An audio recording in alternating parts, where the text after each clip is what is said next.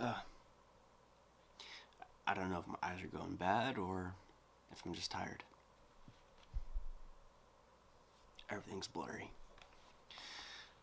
Chapter 4 Fatal Distractions. Obstacles are what you see when you take your eyes off your goal. In spite of all the distractions, remain focused on the job. Reggie Jackson. His name means almost there in Navajo, and by the end of Notah Begay's rookie year of the PGA Tour, the golf world agreed that he had arrived. Begay, a full-blooded Native American, won 2 tournaments in 1999. The young man who played college golf with Tiger Woods at Stanford and earned a degree in economics became a hero and a source of inspiration to his people. But 2 months after his hometown of Albuquerque, New Mexico honored him with Notah Begay Day, the 27-year-old made embarrassing headlines when he was arrested and convicted on a drunk driving charge. After Begay told a New Mexico judge about a prior drunk driving offense in Arizona, he received a 7-day jail term. He was also fined and ordered to perform community service. To his credit, however, Begay put the blame squarely where it belonged. "You're looking at someone who is going to jail," Begay told a group of kids attending a junior clinic. "I would hate to see you go through what I have to, but I made a bad decision and I'm taking responsibility for that." Not long ago, I received a call from ESPN Sports. A Phoenix radio affiliate wanted to interview me, not about the mental game and athletic excellence, but rather about all the trouble we see in sports arena. Every day, the sports pages prints embarrassing and tragic headlines: drugs, suspensions, domestic violence, paternity suits, crimes involving weapons, drunken driving charges, car crashes, fatalities. Having served as a counselor for several professional sports teams, I know athletes and other individuals whose careers and lives have been damaged by the bad choices and mistakes they have made. Lynn Larson earned a Super Bowl ring while playing with the old Baltimore Colts. Lynn and I once gave talks together about leadership in sports. We discussed what he calls fatal distractions. As we talked about in the previous section on goal setting, whatever your age and whatever your game, you need to focus your time and energy if you want to become successful and realize your dreams. One key to reaching your full potential as a person and an athlete is to avoid those distractions that can lead you away from your goals. Satchel Paige, a legendary pitcher and philosopher, once said, "Go very light on the vices, such as carrying on in society. The social ramble ain't restful." Satchel took his own advice, which is still valid today. I spend every Thanksgiving weekend speaking to hundreds of young people at Griffey International Baseball Camp at Disney World in Orlando. One thing I do during the camp always gets quite a reaction. I have this fake snake. It looks very realistic. It hisses and even coils around your arm.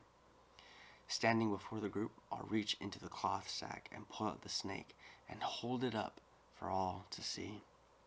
The kids scatter. Next time someone brings drugs to your schoolyard, I want you to do the same thing. I tell them, drugs are just as poisonous as the snake.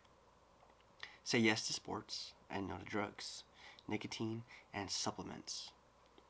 Carl Lewis, the 6-time Olympic gold medalist, says there are 3 things to remember about drugs. The first is that if you take drugs, you'll never know your full potential. Second, there is the obvious health risk. And third, if you do drugs, you're quitting on yourself. I admire Joe, I admire Joe Gargolia. Oof, it's a big name. The broadcaster and former big league catcher is leading the campaign against smokeless tobacco. Gargolia's good friend, Bill Tuttle, developed cancer of the mouth after chewing tobacco for years. Brett Butler, a tobacco user, had a cancerous tumor removed from his throat. Joe talks to major league players in an effort to get the team to consider the effects of tobacco on their health, as well as the potential impact the habit can have on kids. Supplements of all kinds are readily available. During the 1999-2000 NBA season, Phoenix Suns forward Tom Gugliotta took a dietary supplement which he said given to him by an old high school friend to help him sleep. Seated on the team bus after a game in Portland, Gugliotta suffered a seizure and temporarily caused him to stop breathing. He was hospitalized and connected to a respirator. I took something I really didn't know too much about, Gugliotta said. That's not right to do, and it almost cost me my life. Follow your goals and not the crowd. Former Olympic swimming champion Janet Evans said, sometimes I feel envious when my friends go to parties and I have to go to bed. But my friends always tell me that the parties really aren't that much fun anyways. Whatever I've missed, I've made up for. Most kids don't get to go to the Olympics and win 3 gold medals. It's definitely been worth it. As a teenager, basketball star Kevin Johnson went to the gym every evening to practice. One evening, the janitor said to him, Kevin, it's Saturday night. Why aren't you out at parties like everybody else? Parties, Johnson replied, won't take me to where I want to go. Don't do anything to embarrass yourself, your family, or the team. Joe Gibbs preached this when he was the coach of the Washington Redskins teams that played in the Super Bowl. Joe Bogle, a former Gibbs assistant, made it his number one rule when he became head coach of the Arizona Cardinals. Associate with people who will make you better. Richard Dumas, a promising talent with the Phoenix Suns, battled drug problems. He got into trouble during the off-season when he returned home to Tulsa, and fell into the company of old friends. Sometimes you have to let go of old friendships in order to stay on track to reach your goals. Be big enough to back away from trouble. Many athletes become targets. Branch Rickey told the great Jackie Robinson that he didn't want someone who was big enough to handle trouble. He wanted someone who was big enough to walk away from it. Today, some athletes arm themselves with handguns. In my opinion, nothing good comes from carrying a weapon. Don't abuse alcohol. Golfer John Daly is the only one example of a gifted athlete whose personal and professional life has been torn apart by alcohol. Drinking ruined more than one marriage and cost Daly millions in endorsement contracts. I know now, said Dwight Gooden, a former C.Y. Young Award winner, that it was drinking that destroyed my baseball. That destroyed my fastball. Drinking and driving is a cost. Drinking and driving cost a promising young player with the Arizona Diamondbacks his life.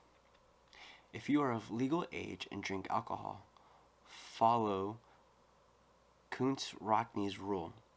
Drink the first, sip the second, and refuse the third. Take responsibility for your life and your actions. Too many successful athletes don't think the rules of society apply to them. Chapter 5. Fate loves the fearless. Really, it comes down to your philosophy. Do you want to play it safe and be good, Or do you want to take a chance and be great? Jimmy Johnson. The bottom line is you can't be afraid to fail. There was a saying in baseball that you can't steal second with your feet on first. Whenever I hear that maxim, I picture Rickey Henderson edging off the first base bag, taking his lead, and then extending it, stealthily, little by little, his watchful eyes fixed on the pitcher, larceny in his heart. Would Henderson have stolen more bases than any player in Major League history if he were afraid to risk being thrown out? How about Babe Ruth? Would he have hit 714 home runs if he feared striking out, which he did, 1,330 times? The answer, obviously, is a no. And yet, the fear of failure, more than any single thing, keeps people in sports and in all avenues of life from realizing their full potential. Fear of failure prevents more of us from succeeding than any opponent. Fear creates the conditions that keep athletes from winning. Fear of failure can restrict a player, said Chuck Noll, the former Pittsburgh Steelers coach. It can kill him as an individual.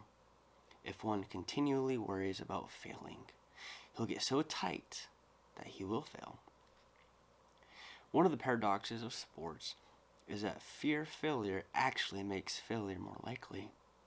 As Noll said, the thought of negative consequences threatens you, inhibits you, and tightens you up. Fear of failure leads to contracted muscles and shortened breathing. It overloads the system with stress. Fear makes you play safe. Fear makes you play small. Here's an interesting experiment. Take someone with a strong fear of failure. Give the person several wadded sheets of paper and ask him or her to toss them into a wastebasket from 3 different spots. Directly over the basket, from 15 feet away, and from 40 feet away. Studies have shown that those who fear failure will feel most anxious from 15 feet.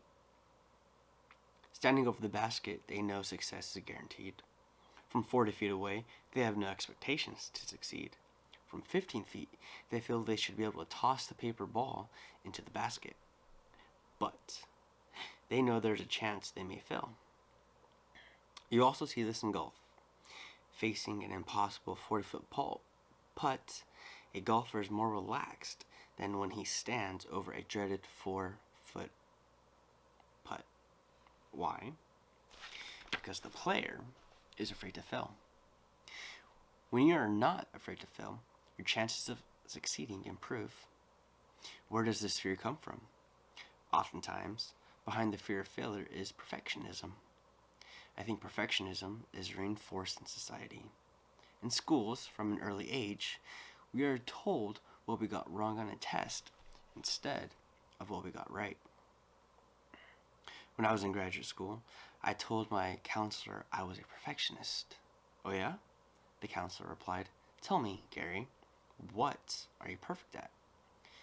Do you know how gemologists tell a fake emerald from a real one? The fakes are perfect. Real emeralds have flaws. None of us is perfect. Oftentimes, beneath the desire to succeed and achieve excellence is an ultra-critical, demanding, and judgmental voice. This internal voice beats the person up, mentally and emotionally. We learned this from pitcher Sean Etz, who realized he was an impatient perfectionist. When Rick Wolf worked with the Cleveland Indians, he wrote an article about the perfect pitch syndrome. An example of this condition is a successful Triple-A pitcher who is called up to the major leagues. Instead of trusting his stuff, the pitcher thinks he has to be perfect against the big league hitting. So, he tries to nibble on the corners of the plate. Because he is new to the big show, umpires don't give him the close pitches. The harder the pitcher tries to paint the corners, the farther behind in count he falls. The more he gets behind the count, the greater the hitter's average becomes. When the first pitch is a strike, the major league batting average is below .200. If the first pitch is a ball, the batting average jumps to more than .300.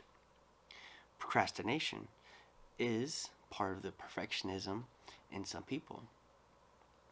Those who procrastinate don't do anything. By not doing anything, they can't fail.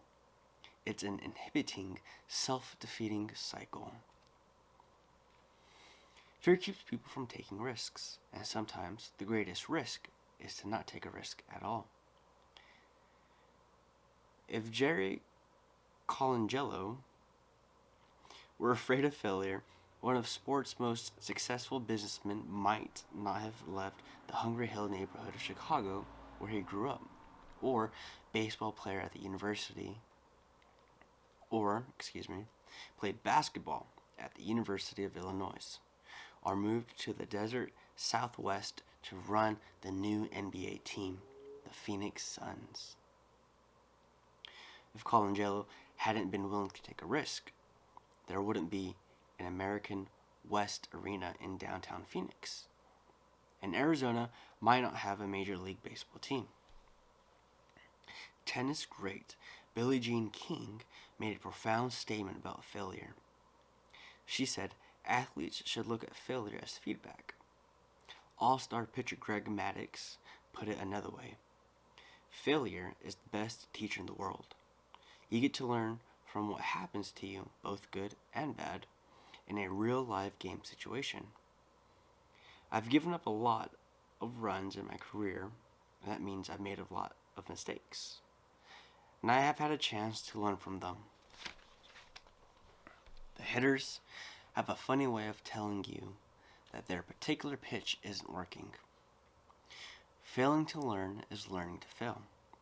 By looking at failure as feedback, you can change how you feel. Michael Jordan calls fear an illusion. He and many other great athletes learned to turn fear into anger. You can run from fear, or you can get angry and attack it. If you challenged Jordan's pride, he wouldn't be afraid. He used that energy to become more aggressive. Good athletes take fear of failure and turn it around. Look at fear as a natural part of growing and learning. People who succeed aren't afraid to fail. Failure can be a better teacher than winning.